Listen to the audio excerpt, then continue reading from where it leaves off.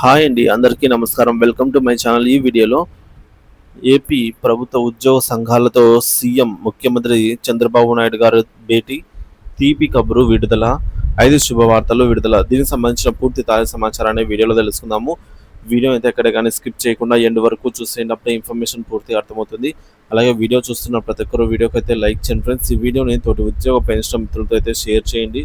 కొత్తగా మన ఛానల్ చూస్తున్నారు, ఇంకా ఎవరైనా సబ్స్క్రైబ్ చేసుకోకుంటే వెంటనే మన ఛానల్ని సబ్స్క్రైబ్ చేసుకోండి.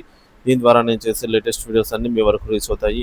ఇక ఆలస్యం చేయకుండా వివరాల్లోకి అయితే వెళ్ళిపోదాము ఫ్రెండ్స్. ఇక విషయానికి వచ్చినట్లయితే గౌరవనీయులైన ముఖ్యమంత్రి గారు శ్రీ నారా చంద్రబాబు నాయుడు గారు ఈ నెల ఆఖరిలోగా రాష్ట్రంలోని ఉద్యోగ సంఘాలతో ప్రతినిధులతో సమావేశం కానున్నారు. ఈ సందర్భంగా ఉద్యోగులకు సంబంధించి 5 కీలకమైన శుభవార్తలను ప్రకటించనున్నారు. ఈ నిర్ణయాలు రాష్ట్ర ప్రభుత్వ ఉద్యోగుల సంక్షేమం, ఉద్యోగ భద్రత, వేతన పెంపు, పదోన్నతులు మరియు ఇతర ప్రయోజనాలకు సంబంధించి ఉండే అవకాశం ఉంది. రాష్ట్ర ఉద్యోగుల జీవితాలను మరింత మెరుగుపరిచేలాగా పలు నిర్ణయాలు తీసుకోవడం గౌరవ ముఖ్యమంత్రి గారి ముఖ్య ఉద్దేశంగా అయితే ఉంది. మరి ఆ కీలక 5 శుభవార్తలు ఏంటనేది ఇప్పుడు తెలుసుకుందాము. మొదటిది డిఏడిఆర్ అరియర్స్ పేమెంట్. 2018 నుంచి 2023 వరకు మొత్తం 212 నెలలకు సంబంధించి డిఏడిఆర్ బకాయిలు పెండింగ్లో ఉన్నాయి. సో ప్రభుత్వం ఈ నెలాఖరులోగా ఉద్యోగ సంఘాలతో చర్చించి వీటిని విడతల వారీగా అయితే చెల్లించే నిర్ణయం తీసుకుని. సో డిఏడిఆర్ అరియర్ టేబుల్ అయితే ఇక్కడ చూడొచ్చు. ఎప్పుడెప్పుడు ఏ డిఏకి ఎన్ని నెలలు పెండింగ్ ఉండనేది ఇక్కడ మనకు క్లియర్గా చెక్ చేసుకోవచ్చు.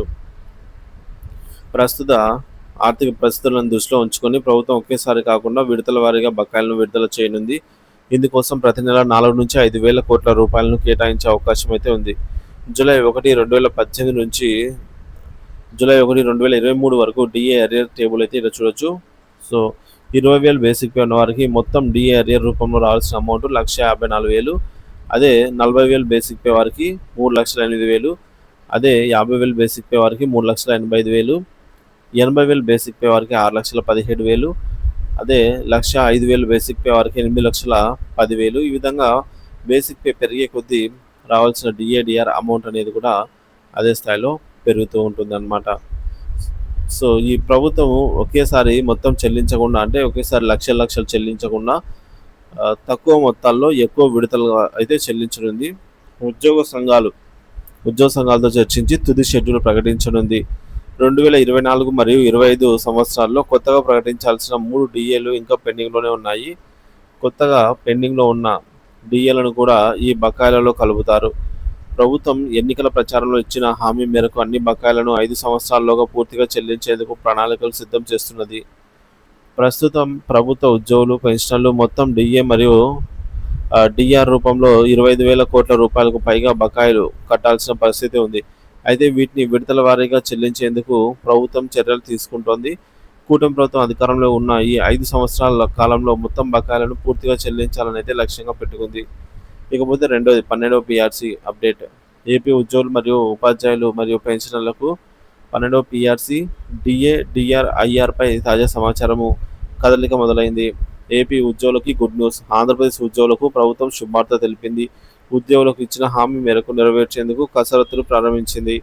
ఈ నెలాఖరులోగా అన్ని ఉద్యోగ సంఘాలతో ముఖ్యమంత్రి చంద్రబాబే స్వయంగా చర్చించనున్నారు. ఈ మేరకు వారితో చంద్రబాబు నాయుడు గారు భేటీ కానున్నారు.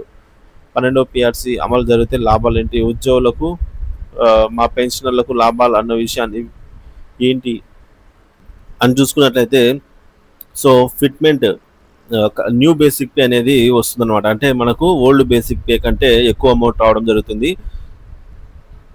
హెచ్ఆర్ఏ పెరుగుతుంది. అలాగే పీరియాడికల్ ఇంక్రిమెంట్స్ పెరుగుతాయి.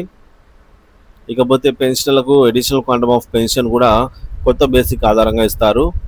డిఏల రేటు, టీఏల రేటు కూడా పెరుగుతుంది. పే స్కేల్స్ కూడా మారుతాయి. మొత్తం మీద 12వ పిఆర్సీ ఇంప్లిమెంట్ అయితే ఉద్యోగులకు, ఉపాధ్యాయులకు మరియు పెన్షనర్లకు అందరికీ కూడా బెనిఫిట్ ఉంటుంది అనేది ఖచ్చితంగా చెప్పవచ్చు.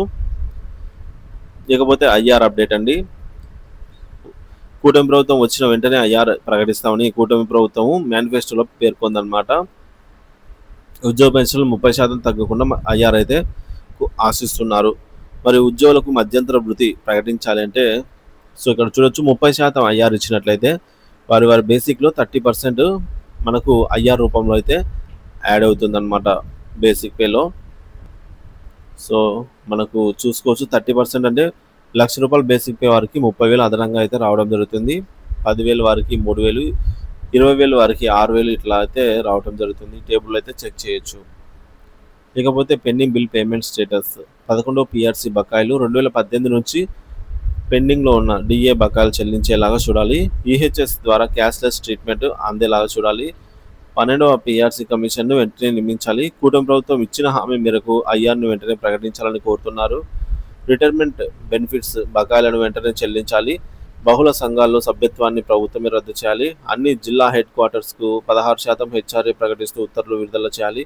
HRA from 12% to 16% enhancement in the district head quarters GOMS number 60. ఇకపోతే గత ప్రభుత్వ హయాంలో తీవ్రంగా నష్టపోయిన ఉద్యోగ వర్గానికి న్యాయం చేయాలి. ఉద్యోగులు దీర్ఘకాలిక సమస్యల పరిష్కారానికి ప్రభుత్వం చొరవ చూపాలి. అలాగే 11వ పీఆర్సీ రివర్స్ పీఆర్సీలో గతంలో సంపాదించుకున్నటువంటి బెనిఫిట్స్ అన్నీ కూడా తగ్గించారు. వాటిని తిరిగి పునరుద్ధరించాలి. ఇకపోతే హెల్త్ కార్డులు కూడా సకాలంలో పనిచేసేలాగా క్యాష్‌లెస్ ట్రీట్మెంట్ ఇవన్నీ కూడా వర్తించేలాగా ప్రతి ఉద్యోగ పెన్షనర్స్‌కి ఈ యొక్క క్యాష్‌లెస్ ట్రీట్మెంట్ వర్తించేలాగా చర్యలు తీసుకోవాలి. మహిళలకు కూడా చైల్డ్ కేర్ లీవ్స్‌ను కేంద్ర ప్రభుత్వ మహిళా ఉద్యోగులతో సమానంగా పెంచాలి. ఇవి డిమాండ్లు. ఇక ఖాళీల భర్తీ మరియు కారుణ్య నియామకాలు రెగ్యులరైజేషన్ ప్రక్రియ కాంట్రాక్ట్ మరియు అవుట్‌సోర్సింగ్ ఉద్యోగుల సమస్యలనైతే తగ్గించాలంటే గతంలో కొంతమంది రెగ్యులరైజేషన్ చేశారు. కానీ అర్హులైన చాలామందికి ఈ యొక్క రెగ్యులరైజేషన్ చేయలేదన్నమాట. వారందరినీ కూడా వెంటనే రెగ్యులర్ చేయాలి. అర్హత ఉన్న వారందరినీ కూడా.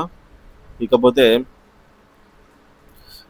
ఈ యొక్క రెగ్యులర్ ఉద్యోగులతో సమానంగా పనిచేస్తున్నటువంటి అవుట్‌సోర్సింగ్ ఉద్యోగులకి కూడా ఆప్కాస్ కార్పొరేషన్ ద్వారా జీతాలు పొందుతున్నారు.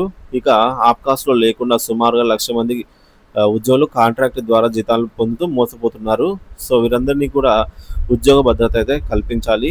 ఈ విధంగా చర్యలు తీసుకోవాలని, అలాగే బకాయిలు డీఏ బకాయిలు అయితేనేమి, APGLI, PRC, leave encashment, police సోదరులకు 24 గంటలు డ్యూటీలో ఉండే పోలీస్ సోదరులకు టీఏ బిల్లులు ఇవన్నీ కూడా సకాలంలో చెల్లించేలాగా చర్యలు తీసుకోవాలని ఉద్యోగ పెన్షనర్స్ కోరుతున్నారు. ఈ మేరకు సీఎం చంద్రబాబు నాయుడు గారు ఈ నెలాఖరున ఉద్యోగ సంఘాలతో భేటీ అయ్యి వారి సమస్యలపైన విధి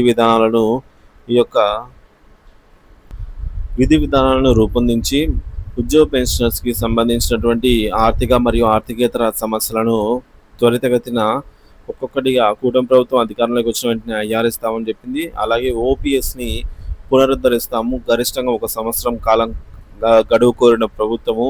సో గడువు కూడా ముగుస్తున్న నేపథ్యంలో వీటన్నిటిపైన ఖచ్చితంగా ఒక నిర్ణయం తీసుకొని ఉద్యోగ పెన్షనర్స్‌కి అయితే మేలు చేయాలని అయితే ఆశిద్దాము. ఈ భేటీ తర్వాత మనకు ఏవైతే నిర్ణయాలు తీసుకున్నారనేది మనకు త్వరలో తెలియనుంది ఫ్రెండ్స్.